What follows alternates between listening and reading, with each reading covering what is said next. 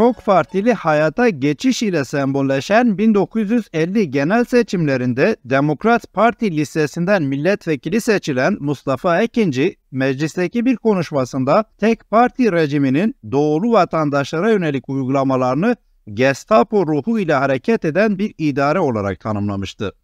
Yine aynı seçim döneminde Demokrat Parti listesinden seçilen bir diğer Kürt milletvekili olan Mustafa Remzi Bucak da meclise girdikten sonraki ilk dönem icraatında müstemleke kurumu olarak tariflediği umumi müfettişliklerin kaldırılması için teklif sunmuştu. Her iki vekilin tek parti rejimini betimlemek için başvurdukları referans noktaları son derece manalıydı. Mustafa Ekinci, Gestapo ruhu ile 1933 ile 1945 yılları arasında faşist Nazi Almanyası ve işgali altındaki Avrupa'da dehşet saçmış olan gizli polis teşkilatına gönderme yapmaktaydı. Mustafa Remzi Bucak ise müstemleke kurumu benzetmesini Britanya'nın Hindistan'daki sömürge valiliğinden esinlenerek yapar. Zira doğudaki umumi müfettişliklerin işleyişiyle Hindistan'daki İngiliz sömürge valilerinin uygulamaları birbirine çok benzediğini düşünmektedir. Aslında Gestapo ruhu ile Alman faşizminin müstebidane ve vahşiyane hareketlerine, müstemleke kurumu ile İngiliz sömürgeciliğinin kanlı yönetimine göndermede bulunan her iki vekilin başvurduğu dünya deneyimleri sadece tek parti dönemi için değil, modern Türkiye'nin kuruluşundan bu yana devletin Kürt halkına reva gördüğü baskı, şiddet ve yok saymanın bir istisna hali içerisinde uzun bir zaman parantezine alan yaklaşımının en kristalize olmuş haliydiler. Tarihsel tecrübesini Osmanlı'nın Gaza anlayışında bulan itaatçı modernizmin nüfus mühendisliğiyle yenilenen ve nihayetinde İngiliz sömürgeciliği ve Alman faşizmi gibi deneyimlerden damıtılan idare biçimi bu toprakların istisnası değil, kuralı olacaktı.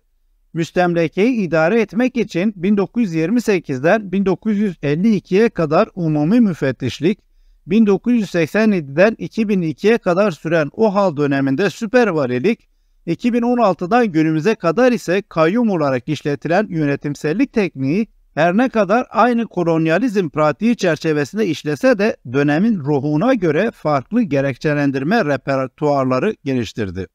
2016 sonrasında devreye konulan kayyum idaresini aslında devletin 2014 sonbaharındaki Kobani protestoları sonrasında güncellenen yeni savaş konsepti bağlamında ele almak gerekir.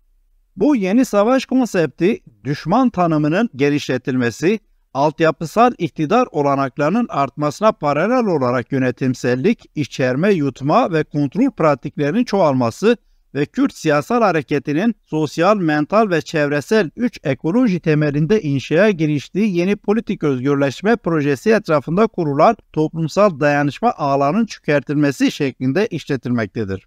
Terörist ve düşman tanımındaki çoğalma ve çeşitlenmeyi İktidarın 2015 sonrasında yoğun bir mesai ile işe koştuğu şiddet, zulüm, yıkım, gözaltı, tutuklama, KHK ile ihraç, seçilmiş siyasetçilerin makamlarına kayyumlar atanması ve tutuklamaları gibi uygulamalarda görebiliriz. Despotik iktidarını nekro siyaset pratiklerine dayalı korkunun yönetilmesi üzerinden işleten yeni savaş konsepti, altyapısal iktidarını ise menfaat, muhtaçlaştırma ve rıza üretimi üzerinden işletiyor.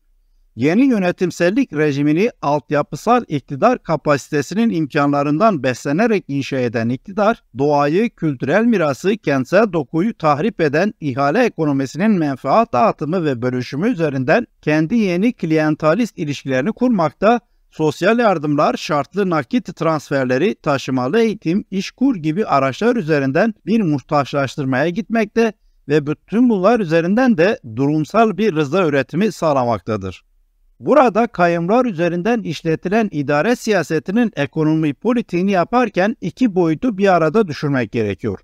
Bir yandan tarihsel süreklilik çizgisinde istisna hali parantezi içerisinde tam takır işleyen müstemleke idaresi, bir yandan da verili iktidar konfigürasyonunun güncel ihtiyaç ve öncelikleri doğrultusunda uygulamaya geçen son derece farklı amaç ve motivasyonlar pratiği olarak işleyen kayyum idaresi. Müstemleke idaresi boyutu işin tırnak içinde yasal kısmıdır. Modern Türkiye'nin kuruluşundan beri istisna halinin kurala dönüştürülmesine dayanan bu kısım, despotik iktidarın yasal şiddet tekeline dayanan mekansal tahakkümüyle kurulmakta ve KHK yönetmenlikler ile sürekli tahkim edilmektedir. Kayyum idaresi ise müstemleke idaresinin uzun vadeli istikrarlı kırmızı çizgilerine sadık kalan, fakat bu çizgiler alanı içerisinde kendi failliğini ve öznelliğini de yansıtan bir dizi amacın hasıl olduğu son derece karmaşık ve dinamik bir pratikler alanıdır. Kayyum idaresinin bir yanı yereldeki tırnak içinde işbirlikçi tabakayı idare etmeye ve müstemleke hukukuna rıza göstermelerini garanti altına almaya dayalı yeniden bölüşüme, bir yanı ise kayyum idaresi ağına dahil olan memur ve bürokratların her türlü keyfilikle içine girdikleri, hesap verebilirliğin ortadan kalktığı ve yolsuzluğun ayyuka çıktığı bir yönetime dayanır. Kayyum idaresi altındaki kentlerde yereldeki işbirlikçi konformist tabakayla kurulan idare ağı üzerinden kurulan iki kategori, yani faydalandırılacaklar ve fayda bir yana üstelik bir de cezalandırılacaklar kategorileri, Kürt toplumu içerisindeki verili sosyal dayanışma ağlarını bozarak, toplum içerisindeki güvensizliği derinleştirerek, neoliberal talan ile daha da katmerleşen ekonomik eşitsizlikleri provoke ederek, politik etosu dejenere eden, gelecek ufkunu bir edilgenliğe odaklayan ve yılgınlığı örgütleyen örtük bir çökertme stratejisini hayata geçirmektedir. 1947 yılının Mayıs ayında Kürt kentlerine teftiş için giden Maliye Müfettişi Burhan Ulutan, Cenup-Şark Anadolu hakkında bazı notlar başlıklı bir rapor hazırlar ve onu aynı yıl içerisinde Maliye Bakanlığı'na sunar. Ulutan raporda, hakikatleri açıkça görmek ve ifade etmek yöneticilerin en önemli görevidir. Kendi vatanımızda, kendi kardeşlerimiz arasında adeta bir müstemleke devleti gibi yaşamamızın, silah kuvvetiyle halka hakim olmaya çalışmamızın sebepleri üzerinde ısrarla durmak, bunları bertaraf etmeye çalışarak vazifeye başlamak hedefimiz olmalıdır. Şiddet siyasetine artık son verilmesi kesin bir zorunluluktur diye yazmıştı. Oysa öyle görünüyor ki bu müstemleke devleti kayyum idaresi ile şiddet siyasetine değil, barış siyasetine son vermeyi kesin bir zorunluluk olarak hedeflemiş durumda.